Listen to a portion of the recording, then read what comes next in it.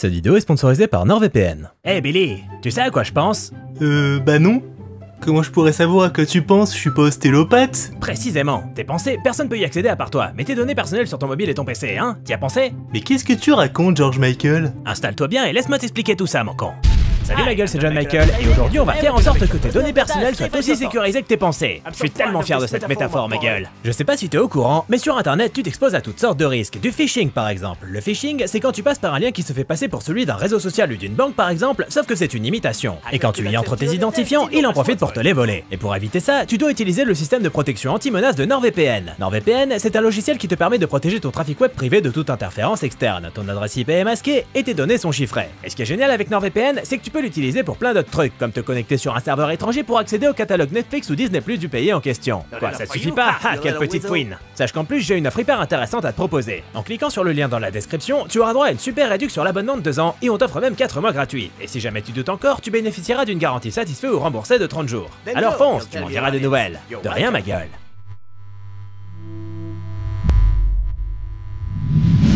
Et vous vous rappelez d'Young Raishim? Mais si, le gars qui a fait Diwar, le premier sinistratron de la chaîne. Eh bah figurez-vous qu'avant Diwar, le gars avait déjà commis un film à base de monstres géants, Young Gary. Du coup, salut à tous, c'est Guillaume Cassard et on va parler de Young Gary. Young Raishim, c'est un ambitieux, à défaut d'être talentueux. On se rappelle de Diwar, à l'époque le plus gros budget jamais alloué à une production sud-coréenne, avec le résultat qu'on connaît. De la merde. Pour résumer, le gars a très envie de faire des films qui rivaliseraient avec les plus gros blockbusters d'Hollywood, histoire de montrer au monde qu'en Corée du Sud, ils sont capables de produire de gros succès populaires. Oui bon, si tu pouvais laisser Bong Joon-ho et Park Chan-wook se charger de ça, tu serais mignon. Et donc, au milieu des années 90, le réalisateur se lance dans la production de Young Gary, remake d'un film de kaiju de 1967. Et quand il se lance, autant dire qu'il voit les choses en grand. Et c'est au sein de Yongu Arts, sa société d'effets spéciaux, que tout va se jouer. Avec un budget estimé à 10 millions de dollars, ce qui était alors le plus gros budget pour un film sud-coréen avant d'être dépassé par Diwar et ses 32 millions, 120 artistes et animateurs 3D concevront l'univers et les nombreux effets spéciaux du film. Sur la to-do list, le design du kaiju éponyme, la création de 124 maquettes qui se feront piétiner et exploser dans la tradition des films du genre, et beaucoup d'effets visuels. Mais genre beaucoup. Beaucoup trop en fait vu le budget alloué. C'est en effet pas moins de 45 minutes d'effets visuels que nous promettait la production, soit plus que le Godzilla d'Emmerich. Parce qu'il n'y a pas qu'aux États-Unis qu'on peut faire du grand spectacle. Pour assurer ses arrières, le réalisateur fait appel à un casting occidental et tourne le film en langue anglaise, histoire de toucher le marché américain et donc le monde. Sur le tournage d'ailleurs, ça devait être un peu particulier. Le réalisateur ne parlant pas un mot d'anglais, il devait donc passer par un interprète pour se faire comprendre par son casting. Mais cette stratégie s'avéra payante, toute proportion gardée, puisque lors de son passage à Cannes au marché du film, il s'assura une distribution dans quelques pays à l'international. Bref, après 18 mois de production, Young Gary eut droit à une grosse sortie dans son pays d'origine le 17 juillet 99, où il fut le premier film à être distribué simultanément dans 85 salles. Et avec 1 million d'entrées réalisées en une semaine, le film rencontra un succès populaire tout à fait respectable. Mais il n'était pas fini. Les effets visuels manquaient en effet de finition pour cause de manque de moula. Le succès du film donnant apparemment des ailes aux investisseurs, il décide de remettre du pognon dans la caisse pour travailler sur une version remasterisée qui sortira en 2001. Accessoirement, il décide aussi de faire disparaître purement et simplement la version de 99, sans doute trop honteuse. Cette version remasterisée eut ainsi droit à des effets visuels retravaillés et achevés, enfin on en reparlera, mais aussi à pas mal de modifications du scénario, avec notamment l'ajout d'extraterrestres. Et cette sortie fit un gros flop, tant critique que commercial. Et au final, c'est cette version remasterisée qui finit par sortir aux USA sous le titre Reptilian, mais uniquement en vidéo et sur des chaînes du câble. Pas le succès espéré aux States donc, ce qui n'a cependant pas découragé Young Raishim, qui s'est ensuite mis à bosser sur Diwar. Bon, et bah c'est parti. Notre histoire débute au sein d'une grotte mystérieuse, aux côtés de 4 explorateurs intrépides. Il y a le chef, Bernard, qui est pas hyper agréable et qui semble souffrir d'un gros complexe de supériorité. Vous ne pensez pas qu'on devrait consulter le docteur Hughes avant de poursuivre? Oubliez donc Hughes. C'est moi qui commande ici. En avant les gars! Le docteur Hughes, véritable légende vivante du monde de la paléontologie, semble en effet avoir fait bande à part. Sans doute ce vieux brigand aura-t-il repéré des indices le menant à une incroyable découverte. Où est-ce qu'ils peuvent bien être? Ah bah non, il s'est juste paumé ce con. Mais il s'est pas paumé n'importe où. Il s'est en effet paumé dans une zone remarquable et riche en fossiles divers. Clairement la découverte du siècle pour un scientifique tel que lui. Ah, il doit être tellement fier. De quoi rendre jaloux Indiana Jones. Michel ayant entendu le cri du docteur, il décide alors de prévenir Bernard parce que je le rappelle, c'est lui qui commande. Vaut mieux aller voir ce qui se passe. Non, pas question. Bernard étant apparemment près du but, quoi que puisse être ce but, il n'a pas hyper envie de revenir sur ses pas pour s'assurer que son collègue aille bien. N'oublions pas que Bernard, ça rime avec connard. Je n'ai rien contre les Bernard, hein. Bref, toujours est-il que le groupe a découvert un... truc. Je saurais pas trop comment le définir autrement. C'est un truc encastré dans la roche qui fait du bruit et une lumière rouge. Et apparemment c'est la saison des découvertes, puisque Hughes, une fois remis de ses émotions, entre en possession d'une relique. C'était pour pas dire truc, j'avoue. Mais il entre bien en possession d'un truc, ceci dit. Bernard demande alors à Michel de faire ce que tout homme de science ferait à leur place. Foutre un gros coup de hache dans le truc qui fait de la lumière. Et Michel obéit avec aplomb. D'accord. Du coup il s'exécute et y a tout qui pète.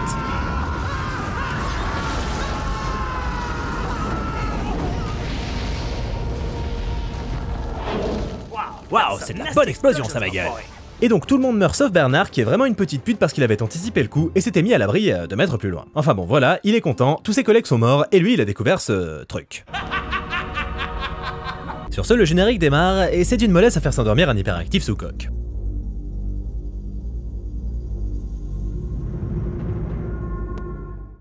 On se retrouve ensuite dans l'espace, parce que pourquoi pas, où un vaisseau extraterrestre de l'époque PlayStation 2 se gare derrière la Lune. Sur Terre, au même moment, Pierre-François, rédacteur en chef, met en place un plan machiavélique pour ruiner la carrière d'un certain Bud Black, un reporter apparemment pas étouffé par le talent. Tu vas saboter cette histoire, bien sûr, comme d'habitude, et je serai débarrassé de toi à jamais. Ça se résume en un mot. Dinosaure. D'accord, c'est noté. Je fonce. Bon, j'aurais fait pareil à sa place, j'avoue. Tel que promis, Bud fonce et débarque sur un site de fouilles dirigé par Bernard lui-même, qui l'accueille comme il se doit. Vous êtes dans une zone réservée ici, les photographes sont interdits. Et en plus de ça, l'assistante de Bernard, Virginie, en remet une couche, dévoilant le curriculum peu reluisant du bonhomme qui aurait signé un article plus que médiocre dans le Time Magazine, qui serait plus paparazzi que reporter et donc plus intéressé par l'argent que par l'information. Pauvre Bud, elle lui laisse aucune chance. Le Time Magazine? Bienvenue parmi nous, monsieur Black. Bon, j'avoue que ça m'étonne pas plus que ça, hein. Bernard révèle alors à Bud qu'il a découvert un gigantesque squelette de dinosaure. D'une taille d'à peu près 50 fois celle de Tyrannosaurus Rex. Et après avoir fait 2 pas en avant, il visualise enfin la chose. Ah non, je rêve ou quoi?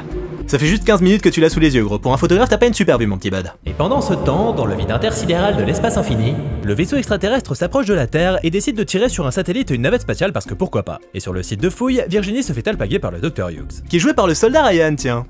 Le vieux, hein. Pas Matt Damon, comme vous avez pu le constater. Il faut absolument arrêter ces fouilles immédiatement. De quel droit vous mêlez-vous de ça, Dr Hughes? Pas le meilleur en infiltration, Hughes, hein. On apprend alors que pendant 2 ans, suite aux découvertes dans la grotte au début du film, l'éminent professeur Hughes, il en a chié. Une sorte de vieux sénile décrépit. Du coup, pour résumer, Bernard aurait découvert des inscriptions dans la caverne, mais il serait passé à côté d'une autre partie capitale, découverte par Hughes, qui annonce un cataclysme lié aux dinosaures qui aurait pour nom Yongari. Une fois que Yongari sera de nouveau rendu à la vie, les choses seront irrémédiables. Mais bien évidemment, Bernard refuse de l'écouter et le fait donc évacuer. Sur ce, Bud débarque pour récupérer son prix du reporter de l'année. Qu'est-ce qui se passe? Si vous alliez dormir, monsieur Black, il faut remettre ça demain. Remettre ça? Donc il va de nouveau rien branler demain? Mais pendant la nuit, une chose terrible se produit. Le vaisseau extraterrestre fait feu sur le site de fouille, tuant Fifi et Dédé sur le coup. Comment? Pourquoi?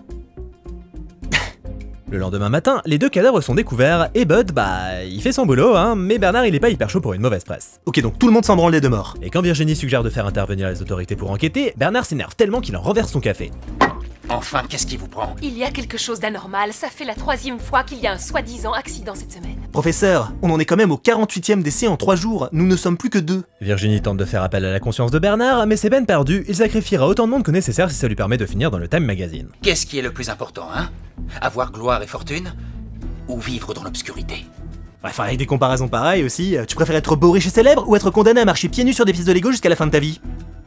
Pas franchement convaincu, Virginie décide de se barrer. Du côté de l'armée, ça commence à se poser des questions sur les satellites disparus. Et comme ça ressemble à s'y méprendre à une attaque, le général Jean-Fredo décide de mettre tout le monde en état d'alerte maximale. Ça rigole plus. Et pendant ce temps, dans le vide intersidéral de l'espace infini... Dinosaures repérés. Leur technologie primitive a repéré notre vaisseau. Nous devons commencer l'invasion maintenant. Non, ils n'ont pas le pouvoir de nous stopper. Mettez en marche le processus de réanimation. Waouh, c'est fabuleux. Incroyable. Power Rangers en moins bien. Le vaisseau se met alors à interagir avec le squelette, qui se reconstitue de lui-même au grand dam de Jean Hubert, victime collatérale de l'opération. Du coup forcément Bud en profite. T'as vraiment pas de race toi, hein? Et Bernard vient de nouveau détruire sa pellicule, ce qui énerve un tantinet le Bud. Je fais des reportages photos et pour ça je suis obligé de prendre des photos! Tu marques un point, Buddy. Le lendemain, Bernard se fait réveiller par un ouvrier qui lui annonce que non seulement le squelette s'est reconstitué, mais qu'en plus il y a un autre mort. Et du coup, il y a révolte. C'est un accident, t'as compris? Un accident comme pour les autres. Rien de plus qu'un accident comme les 48 autres, ok? De son côté, Virginie va se boire un café dans le bar du coin où le professeur Hughes la suit. Pas creepy du tout le gars. Elle finit par accepter de l'écouter, mais elle lui fait bien comprendre qu'entre sa tronche d'illuminé et son regard de psychopathe, il a pas franchement l'air sain d'esprit, ce qui ne donne pas super envie de le prendre au sérieux. Il décide donc de lui expliquer le pourquoi du comment de sa situation, espérant sans doute gagner un semblant de crédibilité à ses yeux. Je me suis lié d'amitié avec un vieil homme, le chaman du village avoisinant. Ah non, mais si tu fais pas d'efforts, on va pas s'en sortir, hein. Enfin bref, le fameux chaman là, il lui a raconté la légende de Yongari, un dinosaure qui serait apparemment ressuscité pour détruire le monde. D'accord, bon ça tu l'as déjà dit hier en fait. Mais ok. On avance. Sur ce, Virginie s'en va parce qu'un peu ça va, mais Hughes la retient et joue sa dernière carte. Les extraterrestres. J'ai trouvé une chose très particulière dans cette grotte. Les restes d'une espèce qui vient d'une autre planète. Si avec ça elle est pas convaincue, contre toute attente, elle finit par lui laisser une chance, repensant aux accidents survenus sur le chantier et à tous les ouvriers morts. Oui, c'est à cause des extraterrestres, c'est évident. Il lui montre alors les inscriptions trouvées dans la caverne, qui annoncent la résurrection du dinosaure, ainsi que les résultats d'analyse du fossile extraterrestre, qui révèlent effectivement que non seulement le spécimen ne vient pas de la Terre, mais qu'il n'est ni humain ni animal. Mais si c'est pas un animal, c'est peut-être un végétal. Sur ce, le docteur s'en va, bien décidé à contrecarrer les plans de Bernard, et Virginie décide de le suivre. Au même moment, au site de fouille, Bud décide soudainement de se faire le porte-parole du public sceptique face à tant d'inepties, ce à travers un monologue plein de bon sens. Mais où est-ce que je suis tombé? Entre une espèce de dingue, une sorte de vieux savant fou, un vieillard illuminé qui devrait servir de guide dans un musée, enfin bon sang. En plus, il y a plus de morts que dans un film de Tarantino. Un gros lézard de plus de 2 millions d'années, il paraît. Gros bordel, hein? Lui et Bernard vont ensuite contempler le fossile entièrement exhumé, pile au moment où Hughes et Virginie débarquent, et pile au moment où les extraterrestres balancent leur putain de faisceau résurrecteur une bonne fois pour toutes sur le squelette. Du coup, ça explose dans tous les sens, logique.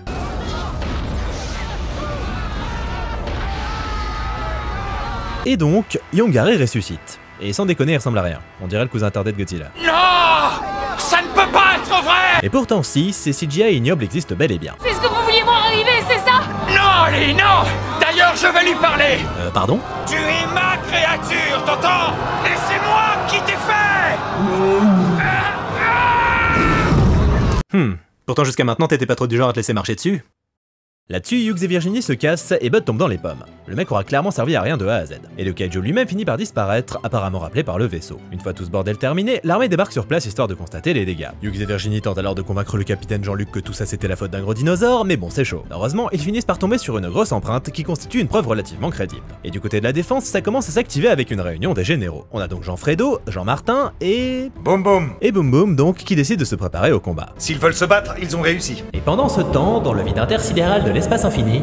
Les troupes de Galaxion sont prêtes à remplir leur mission. Bien reçu. D'ici peu, la Terre sera vaincue. Putain, mais c'est un gamin qui a écrit les dialogues, c'est pas possible. Hughes et Virginie se font ensuite conduire en sûreté par Jean Mathieu, un militaire du genre sceptique. Mon œil, j'en crois pas un mot. Est-ce que vous pouvez me faire marrer? Et là, patatras, comme par hasard, Yongari apparaît juste devant leur jeep, ce qui aura raison du scepticisme de Jean Mathieu. Oh, il est immense. Et d'une laideur repoussante. Bien d'accord. Jean Mathieu décide alors de sortir ses coronesses et de prendre les choses en main. Moi, je tiens pas à être transformé en casse-dalle. On est badass ou on l'est pas?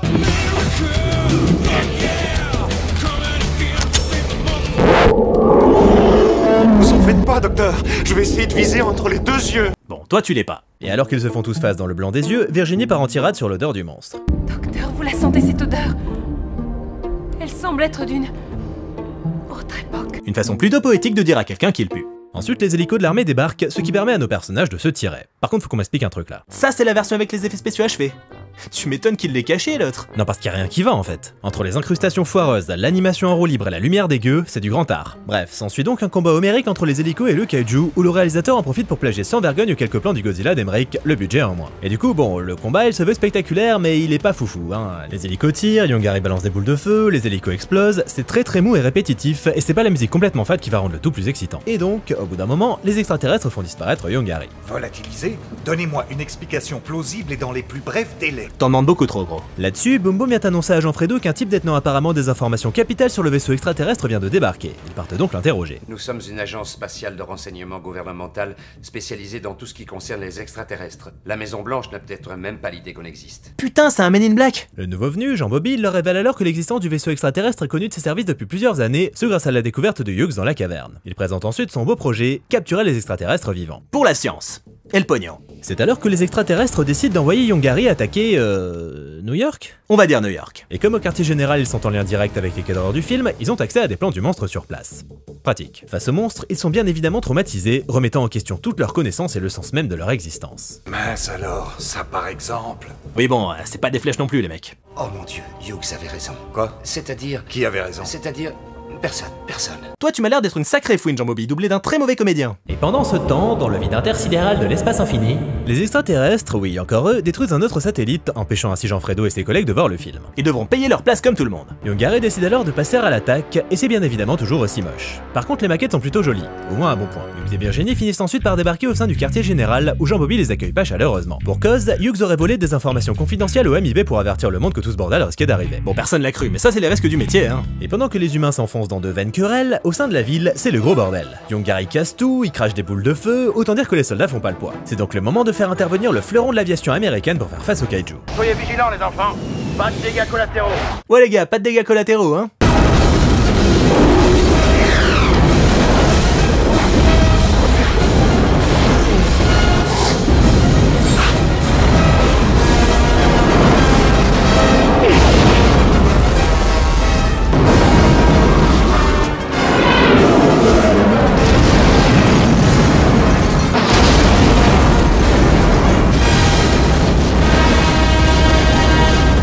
Comment on a pu le rater? Sans doute parce que vous êtes des gros nuls. Face à l'inefficacité apparente des soldats, le président of the United States of America décide de balancer une ogive nucléaire à la gueule de Yongari. Comme ça c'est fait, on n'en parle plus. Mais Jean-Fredo parvient à gagner un peu de temps. Il dispose donc de 5 heures pour trouver une solution histoire d'éviter d'en arriver là. Si jamais on largue une bombe sur une métropole de cette taille-là, les dégâts collatéraux seront considérables. Certes, à supposer qu'il reste une ville après le passage de ta putain d'aviation. Yongari finit ensuite par disparaître à nouveau, une chance parce que bon, les avions étaient à court de missiles. Tu m'étonnes. Mais on apprend alors que s'ils ont pas été foutus de toucher la bête ne serait-ce qu'une seule fois, c'est à cause d'un champ de force qui la protège. C'est pas parce qu'ils sont complètement pétés à la visée.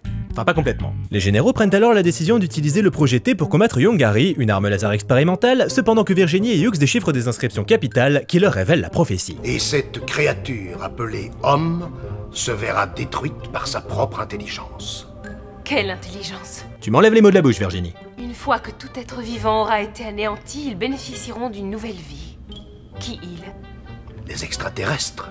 Ah bah oui, je suis con. Bilan de leur découverte, en gros Yongari c'est pas un mauvais bougre. Le problème, c'est qu'il est sous le contrôle des extraterrestres à cause d'un diamant qu'il a sur la tronche. Ils doivent donc vite annoncer cette nouvelle aux généraux qui sont à deux doigts du suicide. Je veux dire, d'après vous, quelles sont nos chances de neutraliser ce monstre? Je dirais 30% à tout casser, 40%.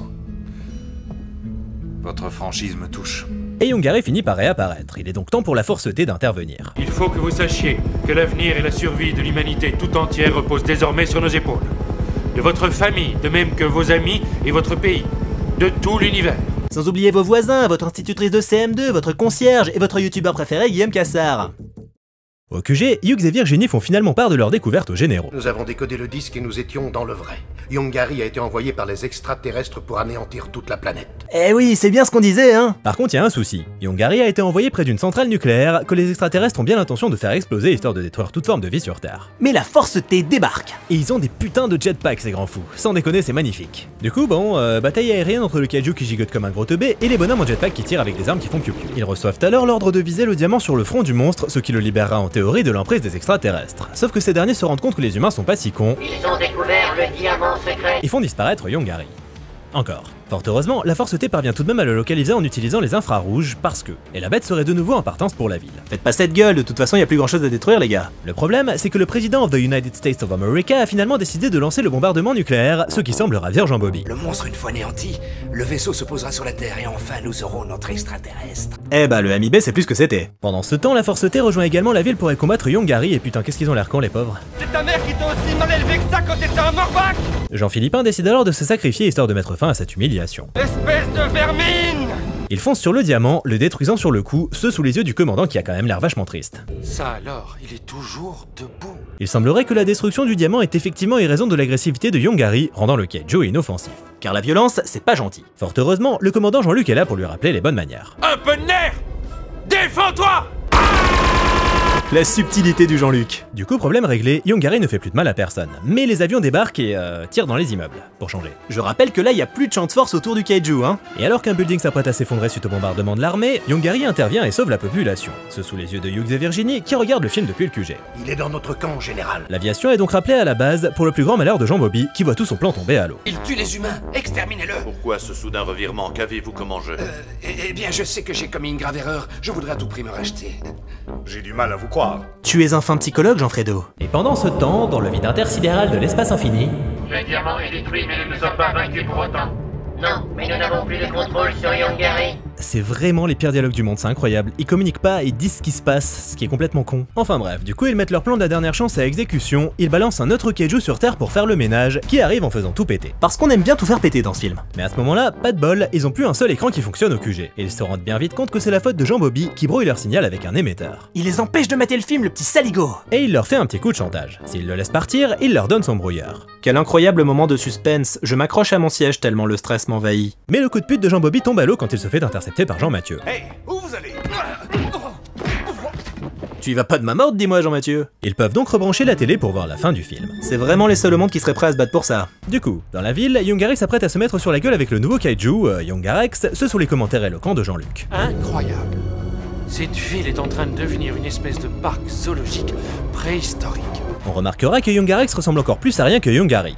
Incroyable. Si ce machin était plus diabolique, je jurerais que c'est ma femme. S'ensuit donc un combat tout mou et mal filmé entrecoupé d'explosions de maquettes. Ouais, bats-toi! Merci Jean-Luc, mais Yongarex semble avoir l'ascendant sur Yonggary. Et alors que tout espoir semble perdu, Jean-Luc intervient et distrait Yongarex. Profitant de ce moment d'inattention, Yonggary balance une boule de feu sur son ennemi, ce qui lui coupe un bras. Mais malheureusement, Yongarex semble avoir plus d'un tour dans son sac, puisqu'il saisit son ennemi avec des lianes électriques tout droit sorties de son moignon. C'est une vraie phrase, oui. Yonggary est donc de nouveau mal en point, mais toute cette histoire finit par le gonfler autant que le public qui mate ce film, donc il décide de mettre fin au combat en visant la tête de Yongarex. Du coup, il a gagné, c'était évident que ça allait se finir comme ça, personne n'est surpris, le gentil gagne, le méchant meurt, voilà. Non, elle remet ça, cette maudite bestiole, c'est dément cette histoire. De quoi? Quoi? Elle est pas encore crevée? Eh ben non, mec. Oh non, il va rebalancer des lianes électriques par tous ses orifices.